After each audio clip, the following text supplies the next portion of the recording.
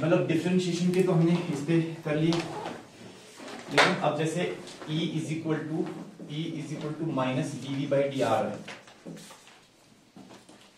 ये हमारे पास है। इसमें से E is vector quantity, V is potential is always scalar, R is the position vector that is again a vector quantity. ठीक है, अगर मैं यहां से dv निकालूं तो पता कैसे, dr को अगर मैं इधर मल्टीप्लाई करूं माइनस भी इधर ले आऊं तो minus E into D R आएगा। लेकिन इसमें एक इंपॉर्टेंट चीज होती है, because these two are vectors so we can take here like this, we can take the dot product of vectors we can use. ठीक है, क्योंकि दो चीजों का डॉट प्रोडक्ट स्केलर देगा इसलिए। ठीक है, नाउ इंटीग्रेटिंग बोथ साइड्स, तो integration of dv is equal to minus integration of E dot dr। dv is the, इसका इंटीग्रेशन आ जाएगा delta v, delta v is the potential difference. ठीक है, और माइनस E डॉट dr जो है ये हमारे पास आ जाएगा। तो माइनस E डॉट dr का जो इंटीग्रेशन होता है बेसिकली ये क्या होता है, this is actually the potential difference. ठीक है, तो इस पे क्वेश्चंस बने हुए हैं। ठीक है, जैसे इस पे अगर हमारे को क्वेश्चन बनाना हो, ठीक है, अब हम एक क्वेश्चन बनाते हैं। मान लो हमारे को दिया है integration of a to b E dot dr is equal to 24 volt, ऐसे दिया है। And integration of minus integration of E dot dr b to c is given as, let us take it as 12 volt, ऐसे दिया है। और question में है find minus integration of c to a E dot dr, ये दे दिया आपको। अब अगर किसी बच्चे को ये नहीं पता कि भाई ये इंटीग्रेशन है क्या, वो फंस जाएगा इसमें, वो बोलेगा भाई पता नहीं क्या हो गया है, इसमें से कोई खतरनाक इंटीग्रेशन करनी पड़ जाएगी। लेकिन ऐसा कुछ है नहीं, आपके दिमाग में क्लैरिटी होनी चाहिए कि क्या दिया है आपको। ठीक है, आपको क्या दिया है, सॉल्व करते हैं। ठीक है, ये मैंने ऐसे बनाया क्वेश्चन। ठीक है, ऐसा क्वेश्चन आया है नीट में, बट मेरे पास अभी है नहीं वो क्वेश्चन, बट आपको यहां से वो कॉन्सेप्ट क्लियर हो जाएगा। ठीक है, अब ये जो सबसे पहले माइनस E डॉट dr, ये क्या है, potential difference. Potential difference between which points, जहां से जहां आप इंटीग्रेट कर रहे हो। अगर आप इसको मान लो पॉइंट नंबर 1 से पॉइंट नंबर 2 तक इंटीग्रेट कर रहे हो, तो ये डेल्टा v पता क्या है, ये है v2 माइनस v1 है, that is equal to integration from point number 1 to point 2 E dot dr। ये मीनिंग होगा इसका। तो इसका मीनिंग क्या हुआ, इसका मीनिंग हुआ क्योंकि B से C कर रहे हैं तो फाइनल पॉइंट हुआ C, इनिशियल पॉइंट हुआ B, तो ये हो जाएगा VC माइनस VB। आगे बात समझ में? ठीक है, अच्छा यहां पे माइनस नहीं है तो भैया पहले माइनस लेना पड़ेगा, क्योंकि माइनस साइन का इंपॉर्टेंस है यहां पे। तो पहले तो आप इसको माइनस से मल्टीप्लाई करिए। अच्छा, माइनस से मल्टीप्लाई करेंगे तो minus a to b E dot dr is equal to minus 24 volt आएगा। अब आप कह सकते हो a टू b, ये क्या बनेगा, ये बनेगा potential of B minus potential of A। इसको कह सकते हो आप फर्स्ट इक्वेशन, इसको कह सकते हो आप सेकंड इक्वेशन। ये निकालना क्या है, यहां पे माइनस साइन है तो निकालना क्या है, निकालना है VA माइनस VC। तो इन दोनों को ऐड कर दो, देखो इन दोनों इक्वेशंस को ऐड कर दो, VA माइनस VC निकालना है। इक्वेशन 1 प्लस इक्वेशन 2 अगर मैं कर देता हूं, इक्वेशन 1 और इक्वेशन 2 को अगर मैं ऐड कर देता हूं तो देखो मेरे पास क्या बनता हुआ नजर आ रहा है। यहां पे 12 है और यहां पे माइनस 24 है, तो कितना बनेगा 12 एंड माइनस 24 माइनस 12 बन जाएगा। राइट हैंड साइड में क्या बनेगा, यहाँ पे VB माइनस VA है, VB माइनस VA है, प्लस यहाँ VC माइनस VB है, यहाँ पे VC माइनस VB है, तो VB कैंसिल हो गया, ये बन गया minus 12 is equal to VC minus VA। लेकिन चाहिए क्या, VA माइनस VC चाहिए, VA माइनस VC चाहिए, तो इसको नेगेटिव से मल्टीप्लाई करो तो 12 is equal to VA minus VC, तो अपना आंसर ये आ जाएगा VA माइनस VC। देख लो आप, इंटीग्रेट करना नहीं पड़ा, ठीक है, लेकिन क्वेश्चन देख करके ऐसा लगता है कि भाई इंटीग्रेट करना पड़ जाएगा। ऐसा क्वेश्चन सबसे पहले जेईई एडवांस में आया था, फिर नीट में भी आया, जेईई मेंस में भी आ चुका है, रिसेंट पास में आया, ठीक है। एडवांस में तो बहुत पुराना क्वेश्चन था, ठीक है। तो आपको ये याद रखना है कि integration of E dot D R क्या होता है, that is basically potential difference. So is it clear? Yes sir, ठीक है। तो इसमें हमें इंटीग्रेशन तो नहीं करनी पड़ी, लेकिन कई बार कुछ क्वेश्चंस में एक्चुअली करनी भी पड़ती है। ऐसी बात नहीं है कि हर बार ऐसा होगा, कहीं पे करनी, कई जगह पे करनी भी पड़ती है, लेकिन आपको ध्यान देना है कहां पे करने की जरूरत है, कहां पे करने की जरूरत नहीं है। तो लिखो, नेक्स्ट क्वेश्चन लिखिए जरा। Find VBA,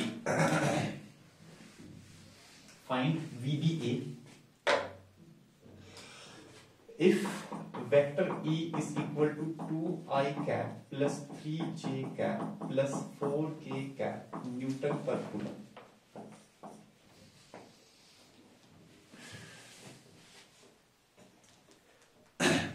Where points A is 1, 2 and minus 3. Sorry, 1, minus 2 and 1. 1, minus 2 and 1. Not minus 3, 1, minus 2 and 1. And point B. वैसे तो कोई भी पॉइंट ले सकते हैं, लेकिन चलो आंसर भी मैच कर जाएगा। 2, 1, minus 2. 2, 1, minus 2. ये हमारे पास है A and B। और पूछा क्या है? VBA। तो भाई देखो, अगर VBA पूछा है, ठीक है, तो VBA होता है BB माइनस VA, ये ध्यान में रखना भाई, ठीक है। जो VAC है, VAC is VAC, VA minus BC, ठीक है, ऐसे लिखा जाता है। तो VBA is VB minus VA। अच्छा, इंटीग्रेशन में अगर इसको कन्वर्ट करेंगे तो क्या बनेगा? इंटीग्रेशन माइनस नीचे क्या आएगा? A। बट नीचे आएगा जो भी हमारे पास है A, और ऊपर आएगा B, और अंदर आएगा E डॉट DR, ऐसे आएगा। ये ध्यान में रखना, छोटी छोटी चीजें, ठीक। अच्छा जी, अब जो तो हमारे पास है यहां पर DR वेक्टर जो है, DR होता है पोजीशन वेक्टर। तो पहले भी हमने एक जगह पर इंटीग्रेशन किया था वर्क फॉर एनर्जी में, ठीक है, इस टाइप का, वो यहां पर भी होने वाला है। देखो ऐसा होता है माय डियर कि जैसे अगर यहां पर आपके पास है dx, यहां पर आपके पास है dy, और बाहर की तरफ है आपके पास dz, तो इन तीनों का जो रिजल्टेंट है, इन तीनों का जो रिजल्टेंट होगा, इन तीनों का, ठीक है, इन तीनों का रिजल्टेंट कैसे बनता है, वो एक्चुअली एक आप बना लीजिए इसको ऐसे करके, यहां से ऐसे करके रिजल्टेंट बनता है। 3D में है, बेसिकली 3D में है, ठीक है। मान लो इधर dx है, इधर ऊपर की तरफ dy है, और बाहर की तरफ ऐसे करके dz है, दिख रहा है सबको, ठीक है। तो यहां से ऐसे हवा में ये जो बनेगा ऐसे करके हवा में, जो इन तीनों वेक्टर्स का रिजल्टेंट होगा वो होगा dr। तो dr can be written as dx i cap plus dy j cap plus dz k cap, ऐसे लिखा जा सकता है, ठीक है। तो हम लोग क्या करते हैं, इसको लिखते हैं dx i cap plus dy j cap plus dz k cap, ऐसे लिख देते हैं पहले तो इसको dr। अच्छा, उसके बाद हम क्या करते हैं, अब हमने यहां पर डाल दिया माइनस इंटीग्रेशन ऑफ ए के कोऑर्डिनेट्स हैं 1 minus 2 1 x y z coordinate, B के कोऑर्डिनेट्स है 2 1 माइनस 2। तो अभी हमने सिर्फ कोऑर्डिनेट्स लिखे हैं। अब यहां पे इलेक्ट्रिक फील्ड है 2i cap plus 3j cap plus 4k cap का डॉट प्रोडक्ट ले लो, dxi cap plus dyj cap plus dzk cap के साथ। अब क्या होगा माय डियर, डॉट प्रोडक्ट तो आपको आता ही है, ठीक है। अभी यहाँ पे लिमिट ऐसे ही रख दो, ठीक है, अभी ये कोऑर्डिनेट के टर्म्स में रख दो, अभी हम इनको करेंगे, ठीक है ना। 2 और dx को करते थे ना मल्टीप्लाई, 2dx बनेगा प्लस 3 और dy, याद है ना डॉट प्रोडक्ट, 3dy, फिर 4 और dz, तो 4dz ऐसे बनेगा।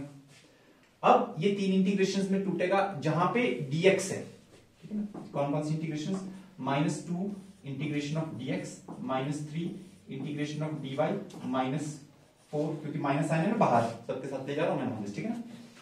बहुत आसान होता है ये इंटीग्रेशन, इज वेरी इजी, बस आपको स्टेप्स क्लियर होने चाहिए, ये कैसे होते हैं स्टेप्स। अब dx में x की लिमिट वहां पे y और वहां पे z, तो x की लिमिट कहां से कहां है 1 से 2, तो यहाँ पे 1 ले लो, यहाँ पे 2 ले लो। y की लिमिट कहां से कहां है -2 से 1, तो यहाँ पे आप ले लीजिए -2, यहाँ पे 1, और z की लिमिट कहां है 1 से -2, तो यहाँ पे 1 और यहाँ पे -2। बोलो बात समझ में?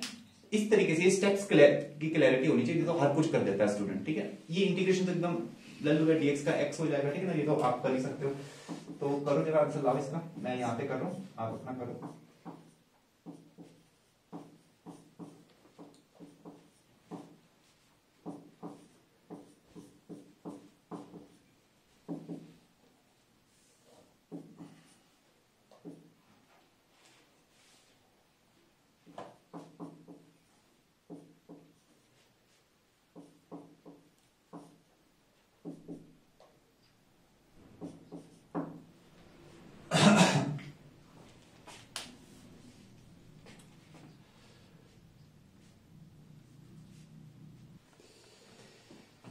तो बस ये आ गया हमारे पास 1 वोल्ट। तो 1 volt is the potential difference between point C and B.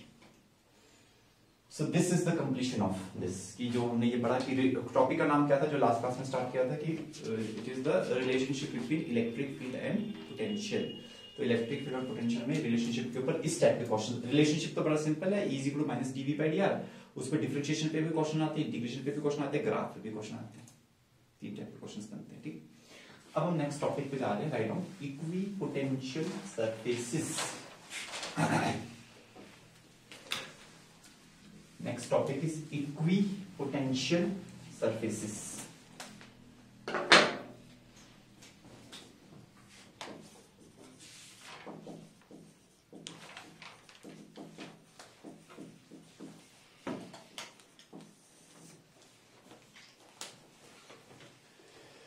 अच्छा, इक्विपोटेंशियल सरफेसेस का मतलब क्या है? नाम से भी पता चल रहा है आपको। इक्विपोटेंशियल मतलब जहां पे पोटेंशियल सेम हो, ऐसे सरफेस जहां पर पोटेंशियल सेम हो। और वैसे एक सरफेस की हमने बात भी करी थी जब हम पीछे कहीं पे पढ़ रहे थे, ठीक है।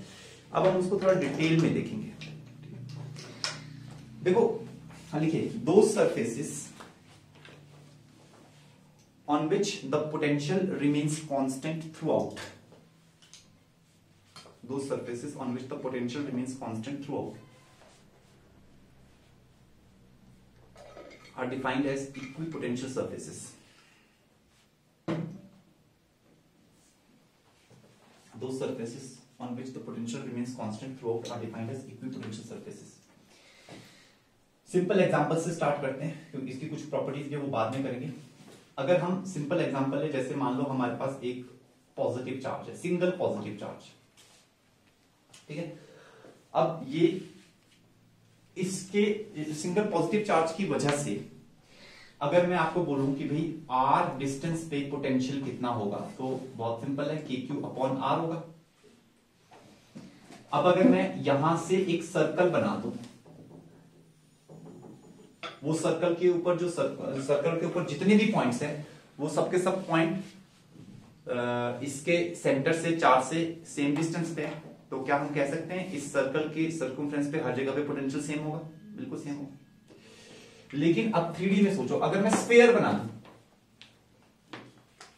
3D में सोचो, मान लो सेंटर पे चार्ज है, इसके चारों तरफ मैं एक स्फीयर बना दूं, इस सेंटर वाले चार्ज को उस स्फीयर का सेंटर मानते हुए, उस स्फीयर का सेंटर मानते एक स्फीयर बना दूं, तो स्फीयर का जो रेडियस है फिक्स्ड है, तो उस स्फीयर के हर पॉइंट पे पोटेंशियल सेम होगा? यस।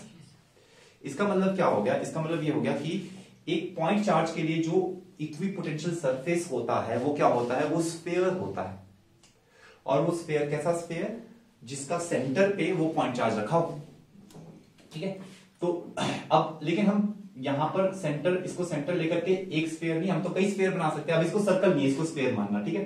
तो जैसे मान लो हमने यहां पे एक और स्फीयर बना दिया, और हमने यहां पे एक और स्फीयर बना दिया,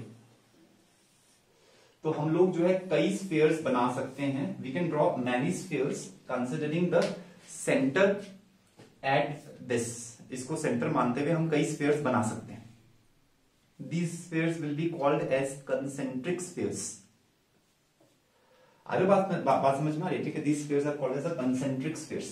तो हम कई spheres बना सकते हैं। ये सभी spheres अपने आप में इक्विपोटेंशियल सरफेसेस है। जैसे इसका पोटेंशियल इस पूरे स्फीयर का एक होगा, उसका कुछ और होगा, ठीक है। अच्छा, अगर हम बात करें जैसे ये स्फीयर ए है, ये स्फीयर बी है, ये स्फीयर सी है, ये तो मान गए हम कि स्फीयर ए पे पोटेंशियल सेम होगा थ्रू आउट, स्फीयर ए पे किसी भी पॉइंट पे, ठीक है, स्फीयर बी पे भी सेम होगा। हालांकि ए और बी में पोटेंशियल अलग अलग होगा। किस पे ज्यादा होगा? जो ज्यादा पास है, जो ज्यादा पास है, तो इसके ज्यादा पास है पॉइंट ए, तो यहां पर पोटेंशियल ज्यादा होगा, यहां पे थोड़ा कम होगा, यहां पे और कम होगा, ठीक है। तो potential at point A will be greater than the potential at point B will be greater than the potential at point C. क्योंकि भाई बात सीधी सी है ना, k q by r, q तो पॉजिटिव चार्ज लिया हमने, पॉजिटिव चार्ज लिया, डिस्टेंस बढ़ता जा रहा है। फॉर एग्जांपल ऐसे रफ वैल्यूज ले लेता हूं, मान लो ये 20 वोल्ट है, यहाँ पे 15 वोल्ट है और यहाँ पे 10 वोल्ट है, ऐसे ऐसे डिक्रीज करेगा पोटेंशियल, ऐसे डिक्रीज करेगा। अगर मैं इलेक्ट्रिक लाइंस ऑफ फोर्सेस बनाऊं, यहाँ पे electric lines of forces positive charge से कैसे होती थी? इस तरीके से होती थी, away from the positive charge. Now electric lines of forces which are away from the positive charge like this, है ना, electric lines of forces are away from the positive charge, ठीक है। तो electric lines of forces they are away from the positive charge, इस तरीके से यहां पे भी बना देते हैं। तो यहां से एक चीज तो ये बात, अब एक और चीज का डिस्कस करते फिर दोबारा से यहां पे आएंगे। नेगेटिव चार्ज की वजह से भी बना के देखते हैं जरा। माइनस क्यू चार्ज अगर हो तो वो भी पॉइंट चार्ज है, तो उसकी वजह से भी इक्विपोटेंशियल सरफेसेस कैसे होंगे? डेफिनेटली वो कंसेंट्रिक स्फीयर्स होंगे। इक्विपोटेंशियल सरफेसेस कैसे होंगे? वो भी कंसेंट्रिक स्फीयर्स होंगे, कंसेंट्रिक स्फीयर्स होंगे। और मान लो ये स्फीयर है ए, ये है बी, ये है सी, लेकिन इस बार क्या होगा, क्योंकि नेगेटिव चार्ज की वजह से पोटेंशियल होता है नेगेटिव, तो जो सबसे पास होगा स्फीयर, उसका पोटेंशियल सबसे बड़ी नेगेटिव वैल्यू होगी। जैसे एग्जांपल पे -20 वोल्ट ले लिया, यहाँ पे -15 वोल्ट ले लिया, -10 वोल्ट ले लिया, तो अब नेगेटिव होने की वजह से सबसे कम पोटेंशियल हो गया सबसे अंदर वाले स्फीयर का, क्योंकि -20 इज लेस देन -15। तो हमें क्या कहना पड़ेगा कि potential at A is less than potential at B is less than potential at C. मतलब जैसे जैसे हम दूर जा रहे हैं पोटेंशियल बढ़ रहा है, यहाँ पे जैसे जैसे पास जा रहे हैं पोटेंशियल, जैसे यहाँ पे जैसे दूर जा रहे हैं पोटेंशियल घट रहा है। वो पॉजिटिव और नेगेटिव की वजह से हुआ है। बात समझ में आ रही, ठीक है। अच्छा, बाकी इलेक्ट्रिक फील्ड लाइंस अगर हम यहाँ बनाएं तो डेफिनेटली इलेक्ट्रिक फील्ड लाइंस यहाँ पर अंदर की तरफ, नेगेटिव चार्ज में अंदर की तरफ इलेक्ट्रिक लाइंस और फोर्सेस ऐसे करके बनेंगे। अब यहां पे सीखने वाली क्या बात है, एक चीज तो हम सीख गए ये कि भी पॉइंट चार्जेस की वजह से इक्विपोटेंशियल सरफेसेस होते हैं कंसेंट्रिक स्फीयर्स। अच्छा, दूसरी चीज ये है कि electric lines of forces, electric lines जो होती हैं वो हमेशा ही, क्योंकि ये इलेक्ट्रिक लाइंस क्या होंगी, ये रेडियस के अलावा होंगी, तो ये किसी भी स्फीयर के लिए परपेंडिकुलर होगी, चाहे यहां देख लो चाहे आप यहां देख लो। These electric lines will always be perpendicular to the equipotential surfaces. This is one of important properties. एक चीज ही होगी, ठीक है। अभी लिखवाऊंगा ये प्रॉपर्टी। अच्छा, दूसरी प्रॉपर्टी ये है, अगर आप देखो जैसे ये इलेक्ट्रिक लाइन ऐसे जा रही है, जिस डायरेक्शन में इलेक्ट्रिक लाइन जा रही है, जिस डायरेक्शन में इलेक्ट्रिक फील्ड है, उस डायरेक्शन में पोटेंशियल डिक्रीज हो रहा है 20, 15, 10।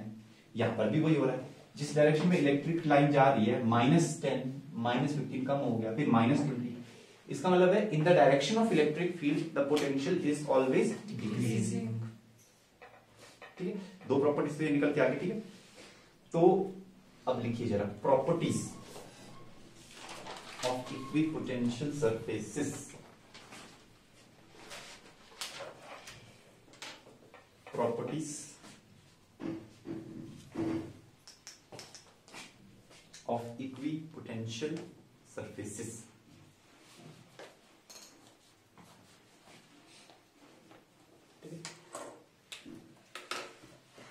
Number 1,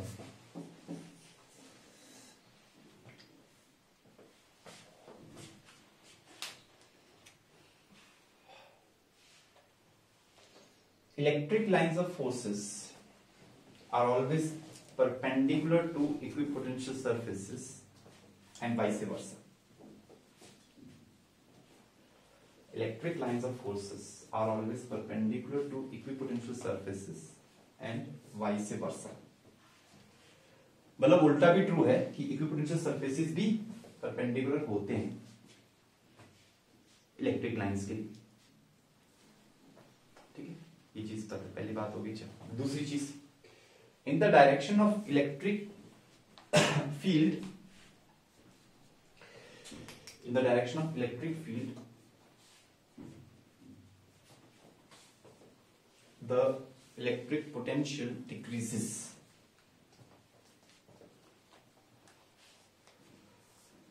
In the direction of electric field, the electric potential decreases. That's why we have negative sign. That's why we have negative sign in the expression E is equal to minus dV by dr. इस negative sign का physical significance ये है. That's why we have negative sign in the expression E is equal to minus dV by dr. ठीक है, in the direction of electric field the electric potential decreases. ये significance है minus dV by dr में mine negative sign का. ठीक है, अच्छा दूसरा पॉइंट हो गया. तीसरा पॉइंट लिखिए, ये इंपॉर्टेंट है, इस पे क्वेश्चंस आते हैं. Work done in moving a charge,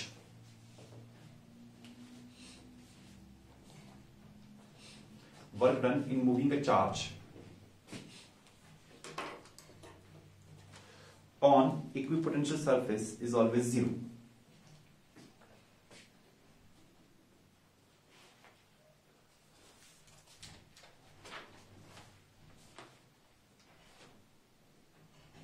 Work done in moving a charge on equipotential surface is always 0. देखो ये इंपॉर्टेंट है. जैसे मान लो यहां पर कोई चार्ज है Q0, अगर हम इसको उठा करके ले जाते हैं किसी भी पाथ से, मान लो हम इस पाथ से ले गए, या फिर हम यहां से लेकर ऐसे आए, या फिर हम यहां से लेकर ऐसे आए. अब electrostatic force is a conservative force path के ऊपर, तो वर्क डन उसके द्वारा पाथ के ऊपर वर्क डन डिपेंड नहीं करता, वो तो इंडिपेंडेंट ऑफ पाथ होता है, इनिशियल और फाइनल पोजीशन पे डिपेंड करता है. तो वर्क डन जो होता है एक्सटर्नल एजेंट की वजह से और वर्क डन इलेक्ट्रिक फोर्स की वजह से नेगेटिव होते हैं एक दूसरे के, और वो किसके बराबर होते हैं, वो होते हैं Q इंटू डेल्टा V के बराबर होते हैं. अब अगर आपने स्टार्ट किया यहां से और घूम करके आप उसी पाथ पे, उसी इक्विपोटेंशियल सरफेस पे आ गए, तो पोटेंशियल डिफरेंस कितना होगा? 0. क्योंकि भाई फाइनल पोटेंशियल और इनिशियल पोटेंशियल तो सेम है, बेशक आप अंदर बाहर चले गए, किसी और पाथ से गए, उससे कोई फर्क नहीं पड़ता. तो ये पोटेंशियल डिफरेंस 0 हो जाएगा. अगर ये पोटेंशियल डिफरेंस 0 हो गया तो वर्क डन 0 हो जाएगा, इलेक्ट्रिक फोर्स की वजह से भी और आपके द्वारा भी, दोनों के दोनों वर्क डन 0 होंगे. आगे बात समझ में. अब इस पे बड़े इस पे क्वेश्चंस बनते हैं और थोड़ा सा ट्रिकी, मतलब आपको पहचानने पड़ेंगे वो क्वेश्चंस. ऐसे क्वेश्चंस बन जाते हैं. जैसे मान लो एक एग्जांपल लेते हैं. मान लीजिए कि आपके पास ऐसे करके है, यहां पर there is a charge here, this charge is Q, ठीक है ना, and this charge is Q and there is a point here that is A 0 0, वहां पर एक चार्ज है Q0, and there is another point here 0 A 0, ठीक है, this is point A, this is point B, and there is a Z axis, and here is another point that is 0 0 A, this is point C. ठीक है, इस तरीके से है. Now the charge which is at the origin is fixed. Now Q0 charge is moved. ठीक है, Q0 charge is moved on a straight line from A to B. मैं ऐसे बना रहा हूं क्वेश्चन आपको समझाने के लिए, ठीक है. A to B यहां पे मूव किया. Then it is moved on a circular path from B to C. ठीक है. What is the total work done? ऐसे करके पूछा जा सकता है कि what is the total work done, या work done from A to B निकालो and work done from B to C निकालो एंड टोटल वर्क डन भी निकालो. अब यहां पर जो है आपको खुद सोचना पड़ेगा. They have not given you the equipotential surface का नॉलेज नहीं दिया है तुम्हारे को, लेकिन जब भी वर्क डन के बारे में बात कर रहे होंगे इलेक्ट्रिक फील्ड के केस में, तो सोचना तुम्हें है. हमें क्या सोचना है कि भैया चार्ज सेंटर पे रखा है और ये तीनों पॉइंट्स का डिस्टेंस बराबर है, ये भी ए है, ये भी ए है और ये भी ए है, क्योंकि कोऑर्डिनेट 0 0 a 0 a 0 a 0 0 है। इसका मतलब क्या हुआ, इसका मतलब ये हुआ कि अगर हम यहां पर सेंटर को मानते हुए एक स्फीयर बनाएं तो उस स्फीयर के ऊपर ही एबीसी तीनों पॉइंट्स होंगे। अब तुम किसी भी पाथ में चल लो, इक्विपोटेंशियल पॉइंट्स हैं, ए और बी इक्विपोटेंशियल है, बी और सी भी इक्विपोटेंशियल है। तो अब तुम ए से बी जाओगे इस पाथ पे स्ट्रेट लाइन में, तो वर्क डन वहां पे भी 0 होगा, बी से सी आओगे वो भी 0 होगा और टोटल भी 0 होगा। So answer is 0 to this question. तो क्वेश्चन किस ढंग से आएंगे, तुम्हें दिखेगा नहीं वहां पे कभी इक्विपोटेंशियल सरफेसेस का कॉन्सेप्ट लग रहा है, तुम्हें नहीं दिखेगा, तुम वो तो वर्क डन पूछते हैं बेसिकली, लेकिन वो इक्विपोटेंशियल सरफेस का कॉन्सेप्ट तुम्हें लगाना है। अदरवाइज फिर तुम इसमें डॉट प्रोडक्ट या कुछ और लंबा तरीका करोगे, आंसर वहां से भी आता है, ऐसा नहीं कि आंसर नहीं आएगा, आंसर तो वहां से भी आएगा, लेकिन फिर वो पचड़ेबाजी टाइम वेस्टेज है बेसिकली। ठीक है, नेक्स्ट प्रॉपर्टी लिखिए, property number 4। Equipotential surfaces never intersect each other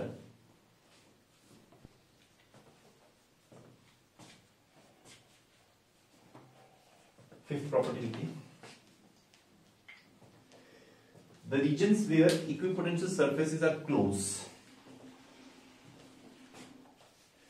the regions where equipotential surfaces are close represents high electric field regions.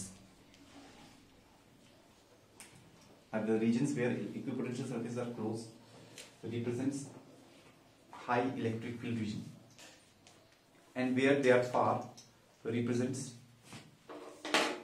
low electric field.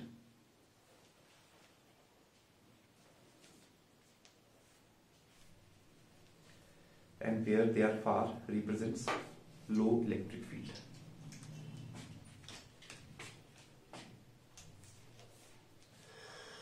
ठीक है, तो ये भी हमारे पास दो प्रॉपर्टीज है कि इक्विपोटेंशियल सरफेसेस कभी भी एक दूसरे को इंटरसेक्ट नहीं करेंगे। अच्छा, क्यों नहीं करेंगे, उसका रीजन भी मैं बता देता हूं आपको, वो थियोरेटिकल रीजन आपको बस पता होना चाहिए। मान लो एक इक्विपोटेंशियल सरफेस ये है ABCD और दूसरा है PQRS, इन दोनों ने हमने इन दोनों को आपस में इंटरसेक्ट करवा दिया, लेट अस सपोज। ठीक है, अब जब ये इंटरसेक्ट करेंगे तो जो लाइन ऑफ इंटरसेक्शन होगा, क्योंकि हमने ये देखा कि electric field is perpendicular to equipotential surface, तो जब भी दो सरफेसेस इंटरसेक्ट करेंगे तो एक लाइन ऑफ इंटरसेक्शन होगा उनके बीच में, ऐसे करके लाइन ऑफ इंटरसेक्शन होता है। जैसे आपकी कॉपी के 2 पेजेस है, वो इंटरसेक्ट प्लेन है, वो प्लेन इंटरसेक्ट करे तो एक लाइन सी बन रही है बीच में। ठीक है, तो यहां पर जो ये ABCD है इसके लिए परपेंडिकुलर कुछ ऐसे बनेगा, और ये जो ये है PQRS जो होगा उसके लिए परपेंडिकुलर ऐसे बनेगा। परपेंडिकुलर क्या होता है इक्विपोटेंशियल सरफेस के लिए, perpendicular gives the direction of electric field. तो जैसे यहां पर इक्विपोटेंशियल सरफेस के लिए परपेंडिकुलर क्या देता है, डायरेक्शन ऑफ इलेक्ट्रिक फील्ड। तो एक ही पॉइंट पे इलेक्ट्रिक फील्ड की दो डायरेक्शंस आ जाएगी, एक वेक्टर की 2 डायरेक्शन तो संभव नहीं है एक पॉइंट पे, तो गलत हो गया। ठीक है, तो बस ये दिमाग में रखना है। ठीक है, अच्छा, दूसरी चीज जो है उसके न्यूमेरिकल्स बनते हैं, तो थोड़ा बनाना है आपने डायग्राम कि भाई वो रीजन्स जहां पे इक्विपोटेंशियल सरफेसेस क्लोज हैं they represents high electric field regions. Why, उसकी रीजनिंग भी हम देखेंगे। जैसे मान लो ये सब इक्विपोटेंशियल सरफेसेस है, these are not electric lines of forces, remember है ना, बच्चे इलेक्ट्रिक लाइंस ऑफ फोर्सेस और इक्विपोटेंशियल सरफेस में कंफ्यूज आते हैं।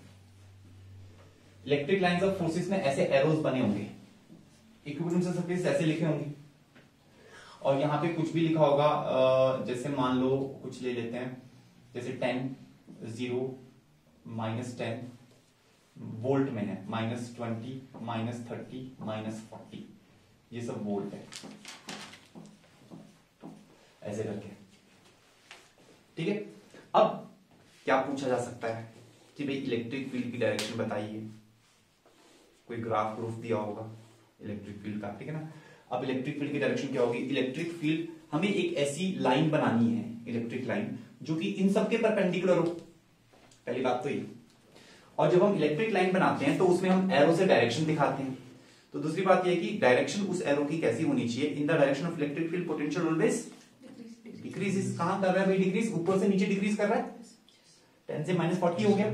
तो एक लाइन कुछ ऐसे बनानी पड़ेगी अपने को जो कि सबके परपेंडिकुलर हो, कुछ इस तरीके से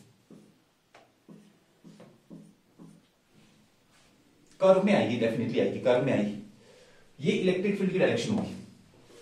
ऐसे ऐसे करके और भी लाइंस हम बना सकते हैं। तो ऐसे ऐसे करके डायग्राम बेस्ड क्वेश्चंस अभी तक नहीं बने हैं, मैं आपको बता रहा हूं कि इक्विपोटेंशियल सरफेस दिया हो और उसमें 4 डायग्राम्स और इलेक्ट्रिक फील्ड की डायरेक्शंस पूछी हो कि भाई इलेक्ट्रिक फील्ड कहां है, वो अभी तक क्वेश्चंस नहीं बने हैं। इस पे क्वेश्चन बन सकता है, थ्योरेटिकल क्वेश्चन, ठीक है। तो इलेक्ट्रिक लाइंस ऑफ फोर्सेस पे क्वेश्चन बन सकता है। अच्छा, क्या क्वेश्चन अभी तक बना है कि भाई जैसे ये पॉइंट है, पॉइंट ए, और यहां पे कोई पॉइंट है, पॉइंट बी, और यहां पे कोई पॉइंट है, पॉइंट सी, तो कहां पर ज्यादा है इलेक्ट्रिक फील्ड, उस पर क्वेश्चन बना है। तो मैंने आपको बताया कि जहां पर सबसे क्लोज होता है वहां पर इलेक्ट्रिक फील्ड सबसे ज्यादा होती है, जहां पे थोड़ा दूर होता है वहां पे इलेक्ट्रिक फील्ड कम होती है। तो सबसे क्लोज यहां पर है, तो electric field at point A will be greater than electric field at point C at, सबसे खुला है बी पे, electric field at point B सबसे कम होगा। डायरेक्शन मैंने बता दिया इलेक्ट्रिक फील्ड का, ठीक है ना, और हर जगह पे वो परपेंडिकुलर होगा। इलेक्ट्रिक फील्ड किसके परपेंडिकुलर होगा, इक्विपोटेंशियल सरफेस के। ये इक्विपोटेंशियल सरफेस है, इनकी कोई डायरेक्शन नहीं होती है, सिर्फ सरफेस बना के छोड़ दिए जाते हैं। इलेक्ट्रिक लाइंस ऐसे बनाई जाती हैं और उनकी पर्टिकुलर डायरेक्शन होगी, यहां से ऐसे करके एक और लाइन आ जाएगी, उसकी भी एक पर्टिकुलर डायरेक्शन होगी, वो इलेक्ट्रिक लाइंस है। इलेक्ट्रिक लाइंस ऑफ फोर्सेस की डायरेक्शन होती है, क्योंकि उनकी डायरेक्शन जो है वो इलेक्ट्रिक फील्ड की डायरेक्शन देते हैं बेसिकली, ठीक है। अच्छा, अब क्लोजनेस की वजह से ये मैग्नीट्यूड क्यों बढ़ता है इलेक्ट्रिक फील्ड का, वो जानना जरूरी है, क्योंकि इस फॉर्मूले की वजह से। देखो, जो ये फॉर्मूला है E is equal to minus dV by dr, इसको हम ना एक और तरीके से अब यूज करेंगे, नेक्स्ट क्लास में हम उसको और डिटेल में करेंगे। इसको हम लिख सकते हैं delta V by delta R, potential difference upon delta R is the distance, ठीक है। अगर हम बात करें, यहां पर एक पॉइंट ले लेते हैं M और यहां पर एक पॉइंट ले लेते हैं N, और इसी इक्विपोटेंशियल सरफेस पे यहां पे ले लेते कोई पॉइंट P, यहां पे ले लेते Q। तो जो पोटेंशियल M पे है वो P पे है -10, जो पोटेंशियल N पे है वो Q पे है। फर्क क्या है, यहां पर डिस्टेंस कम है M और N के बीच में, यहां पर थोड़ा डिस्टेंस ज्यादा है P और Q के बीच में, ये फर्क है ना। यहां पे डिस्टेंस मान लो डेल्टा R1 है, यहां पे डिस्टेंस मान लो डेल्टा R2 है। तो अगर हम यहां पे इलेक्ट्रिक फील्ड की बात करेंगे इस फॉर्मूले के हिसाब से, तो वो आएगा Vm minus Vn potential difference upon delta R1, और ये हो गया इलेक्ट्रिक फील्ड 1, यहां पर इलेक्ट्रिक फील्ड E1 होगी। E2 की अगर हम बात करें यहां पर, तो वो आ जाएगा Vp minus VQ upon distance होगा डेल्टा R2।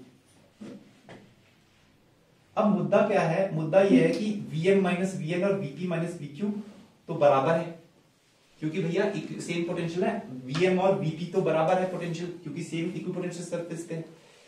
लेकिन जिसमें डिस्टेंस ज्यादा होगा, डिस्टेंस डिनोमिनेटर में है, तो यहां पे डिस्टेंस ज्यादा है तो यहां पर इलेक्ट्रिक फील्ड खुद ही कम हो जाएगी, और जिसका डिस्टेंस कम होगा, डिस्टेंस डेल्टा R1 जहां पे कम होगा, वो डिनोमिनेटर में डिस्टेंस है तो वहां पे इलेक्ट्रिक फील्ड ज्यादा हो जाएगी।